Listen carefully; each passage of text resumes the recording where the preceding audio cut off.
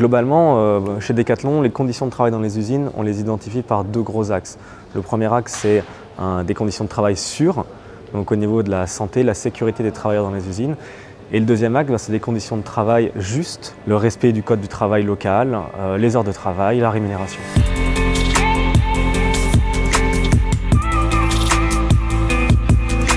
Pour nous, le code de conduite, c'est un document qui est vraiment structurant dans la relation que l'on met en place avec notre fournisseur. C'est un document qui est déjà public, qui est téléchargeable sur le site internet de Decathlon. Et c'est un document qui nous lie contractuellement avec le fournisseur pour qu'on puisse mettre en place des actions pour permettre le respect de nos engagements et surtout aller plus loin dans les ambitions que l'on a sur les sujets des conditions de travail. On a différents engagements, plus particulièrement sur la partie sociale et humaine, qui vont être sur différentes thématiques. Sur la partie respect des conditions de travail, de la sécurité et de l'hygiène, Decathlon et le sous-traitant s'assurent ensemble à travers des contrôles, mais aussi s'il y a des choses qui ont été détectées lors de ces contrôles, des plans d'action correctifs pour continuer à améliorer la situation et aller même vers l'ambition commune que l'on a, parce que c'est ça finalement le projet, le sens du projet, c'est le bien-être des travailleurs. C'est vraiment vers ça que l'on veut tendre. Donc il y a deux choses différentes, il y a deux niveaux.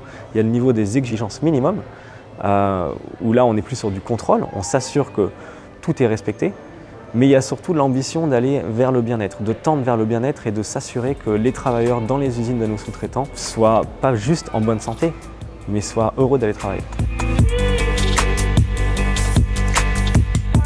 L'intégration au cœur de la chaîne de valeur de Decathlon, c'est ça le cœur du réacteur. C'est ce qui fait que notre programme, ce code de conduite qui est un document théorique, va pouvoir vivre et va pouvoir être mis en place. Et aujourd'hui, cette intégration, elle s'illustre à travers nos bureaux de production, à travers les personnes qui sont dans les pays de production, qui sont des décathloniens, qui sont tous les jours dans les usines à travailler avec nos sous-traitants et qui permettent cette mise en place de nos exigences, mais aussi ce travail vers nos ambitions.